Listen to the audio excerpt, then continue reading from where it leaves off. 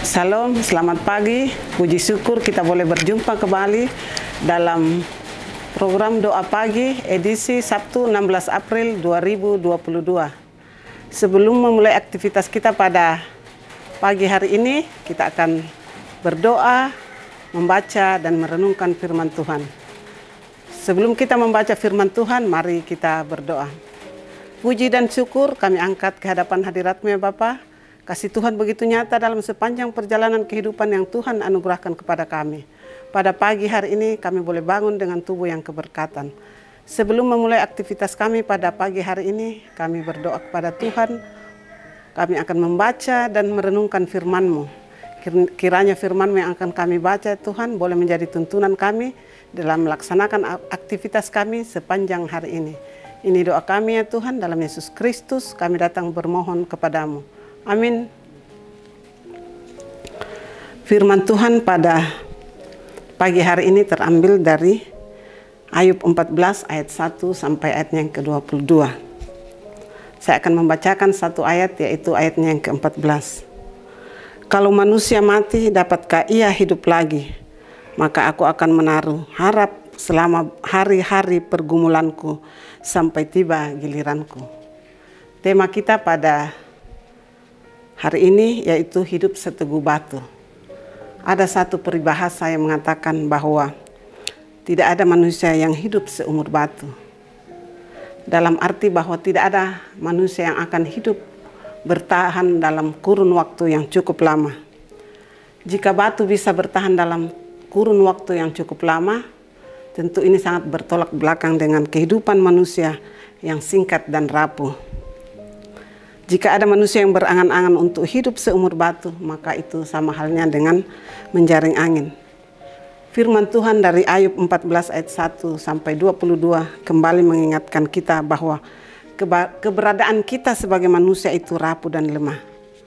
Ada beberapa hal yang patut kita renungkan, dan dari pembacaan kita ini ada terbagi menjadi 3 bagian. Yang pertama ayat 1 sampai 6. Hidup manusia itu singkat dan penuh dengan pergumulan. Baik umur, kemampuan, dan kemuliaan manusia sangat singkat dan penuh dengan keterbatasan. Karena itu firman Tuhan mengingatkan agar kita tidak bersandar kepada manusia yang rapuh. Karena manusia bagaikan bunga dan bayang-bayang saja keberadaannya. Kemudian bagian yang kedua yaitu ayat 7 sampai 14. Manusia itu pasti mati. Kitab Ayub menggambarkan bahwa hidup manusia bagaikan uap dan hanya berlangsung sesaat saja. Ketika manusia mati, maka berakhirlah hidupnya dengan segala kemuliaannya. Kemudian bagian yang ketiga yaitu dari ayat 15 sampai 22. Dalam kerapuhan manusia, hanya Tuhanlah yang dapat membuatnya menjadi bermakna dan berharga.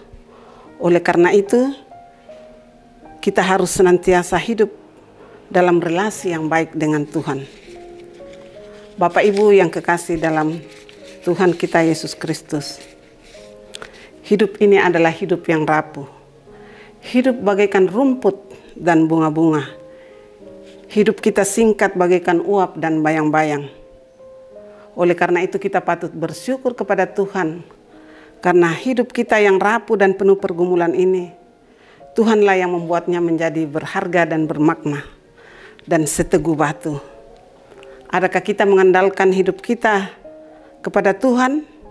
Adakah kita telah bersyukur kepada Tuhan atas hidup yang telah dibuatnya bermakna dan berharga?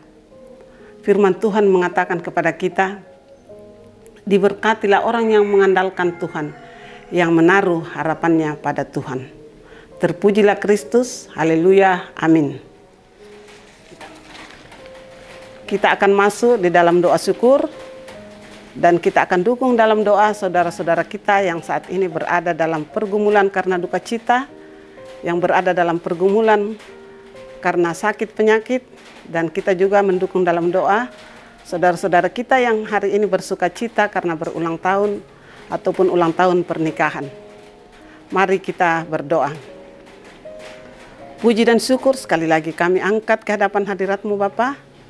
Tuhan boleh menyertai kami sesaat lamanya dalam membaca dan mendengarkan firman-Mu. Kiranya firman-Mu ya Tuhan yang mengajarkan kami untuk senantiasa mengandalkan Tuhan dalam kehidupan kami, dapat menjadi tuntunan kehidupan kami pada hari ini ya Tuhan. Tuhan Allah Bapa kami dalam surga, kami juga datang membawa saudara-saudara kami yang saat ini berada dalam pergumulan karena duka cita ditinggalkan oleh orang-orang yang mereka kasihi. Tuhan adalah sumber kekuatan dan penghiburan. Oleh karena itu ya Tuhan, datanglah Engkau menghiburkan dan menguatkan keluarga-keluarga saudara-saudara kami yang saat ini berada dalam duka cita. Kami juga berdoa buat saudara-saudara kami yang saat ini berada dalam pergumulan karena sakit penyakit, baik yang dirawat di rumah maupun yang dirawat di rumah sakit.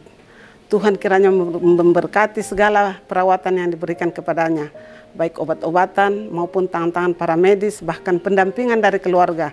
Kiranya itu boleh menjadi saluran kesembuhan yang asalnya daripada Tuhan semata-mata. Tuhan Allah Bapa kami dalam surga, kami juga berdoa, bersuka cita bersama dengan saudara-saudara kami yang saat ini berulang tahun, baik itu ulang tahun karena pertambahan usia maupun ulang tahun pernikahan. Kiranya Tuhan terus menyempurnakan sukacita mereka, dan mereka senantiasa bersyukur bahwa Tuhan masih memberikan waktu mereka untuk hidup yang Tuhan masih anugerahkan kepada mereka. Tuhan Allah Bapa kami dalam surga, kami juga berdoa buat renovasi pembangunan gereja yang saat ini sedang berlangsung. Kiranya Tuhan memberkati seluruh panitia, bahkan anggota jemaat, sehingga mereka dapat saling bergotong royong, sehingga semuanya ini ya Tuhan dilaksanakan demi hormat dan kemuliaan nama Tuhan. Dan pada saatnya nanti ya Tuhan, pembangunan gereja ini dapat selesai dengan baik karena kasih dan pertolongan Tuhan semata-mata. Ini doa kami ya Tuhan, dalam Yesus Kristus kami datang bersyukur dan memohon kepada Bapa di surga. Amin. Demikian doa pagi kita pada pagi hari ini. Kiranya firman Tuhan menjadi tuntunan di dalam melaksanakan aktivitas kita pada pagi hari ini.